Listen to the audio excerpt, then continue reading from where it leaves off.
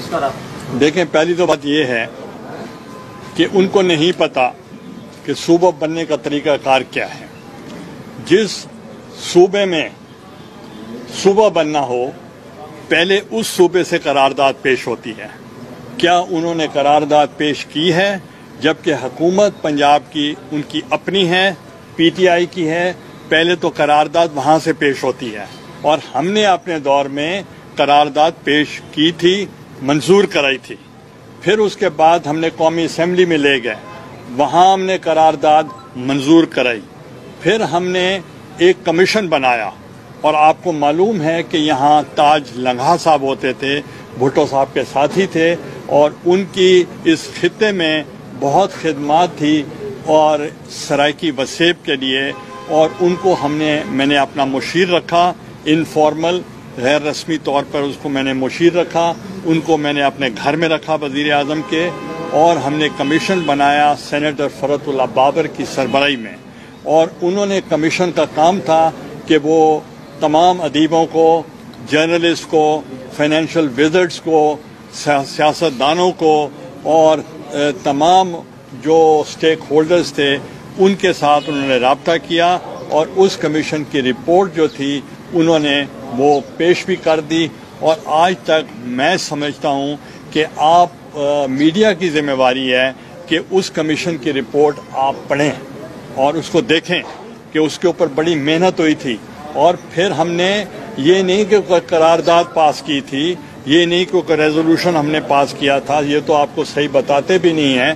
ہم نے وہاں سینٹ میں ہم نے بل پیش کیا تھا، اور بل جو تھا 2/3 میجورٹی کے ساتھ ہم نے منظور کرا لیا، یعنی آئین بن گیا سینٹ میں، مگر ہمارے پاس قومی اسمبلی میں اکثریت نہیں تھی، جس کی وجہ سے 2/3 میجورٹی نہ ہونے کی وجہ سے ہم نے یہ نہیں بنا سکے۔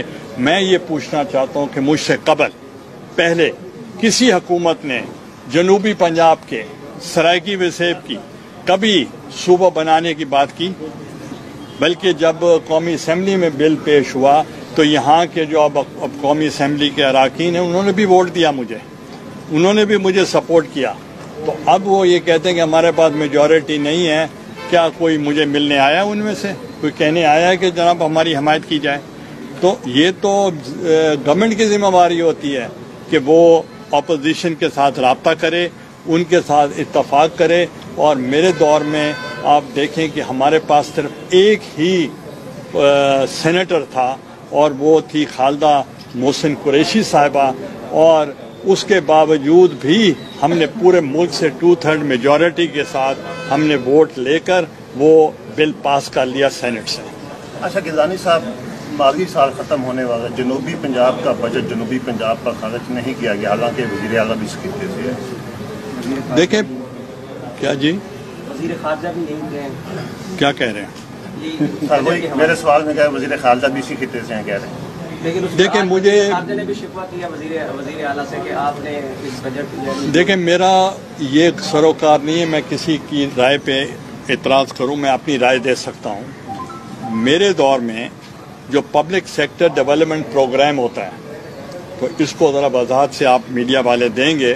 پبلک سیکٹر جو ڈیولپمنٹ پروگرام PSDP ہوتا ہے بجٹ کا، تو اس میں واحد میرا دور تھا، جتنا عرصہ میں 4 سال وزیر اعظم رہا، تو ہمارا حصہ بنتا تھا 33%۔ 33% صرف اس موقع پہ پاکستان کی تاریخ میں اس خطے کو دیا گیا، اور اس سے پہلے نہ دیا گیا نہ بعد میں دیا گیا۔ اب یہ جو کہتے ہیں کہ اب یہ ہم کر رہے ہیں کہ جو اس علاقے کا حصہ ہوگا وہ اس علاقے کو ہی ملے گا، یہ وعدہ فردہ ہے۔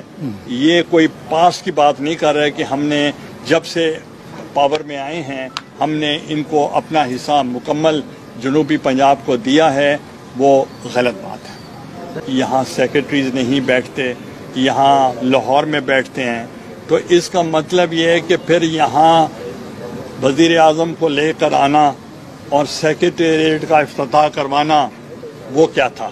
اور ہم نے تو پہلے دن سے کہا ہے کہ ہم نے بالکل ڈیمانڈ نہیں کی کہ ہمیں سیکریٹریٹ چاہیے۔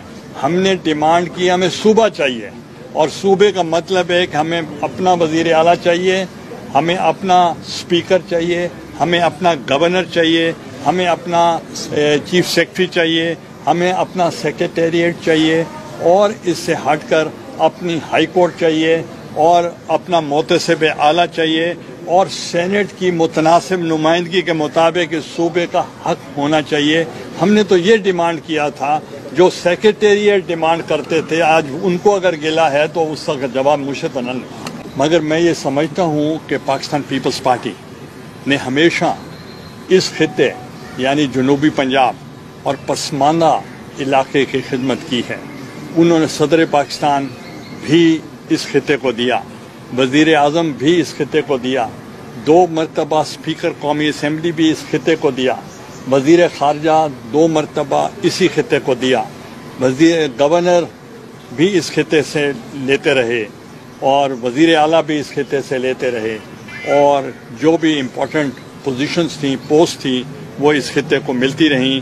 اور میں سمجھتا ہوں کہ یہ ایک محبت تھی ذوالفقار علی بھٹو کی، کہ جو اس کلچر سے وہ بہت ان کو محبت تھی، اور جب ان کی شہادت ہوئی تو اس وقت بھی انہوں نے خواجہ غلام فرید کا ایک کلام تھا، درداں دی ماری ہندڑی علیل ہے، انہوں نے یہ الفاظ بولے۔